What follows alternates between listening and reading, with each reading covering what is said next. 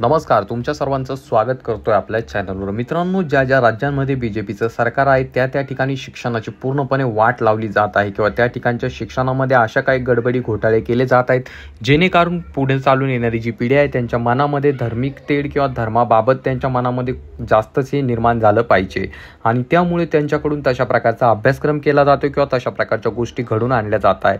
मित्रांनो, आता 6वी ते 8वी पर्यंतचे जे विद्यार्थी असणार आहेत त्यांना वेद, पुराण आणि यांचं शिक्षण दिलं जाणार आहे आणि त्यासोबत मनुस्मृतीमधील काही गोष्टी देखील त्यामध्ये ॲड केल्या जाणार आहेत असं सांगितलं जात आहे।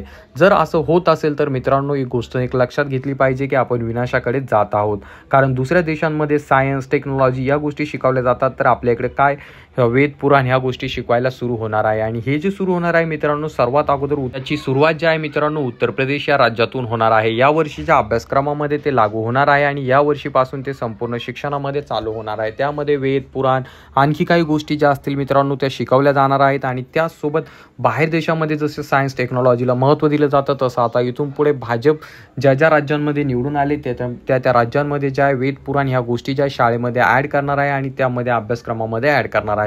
त्यामुळे आता येणाऱ्या काळामध्ये हे पाहावं लागेल की शिक्षण प्रगतीकडे घेऊन जातंय की अधोगतीकडे।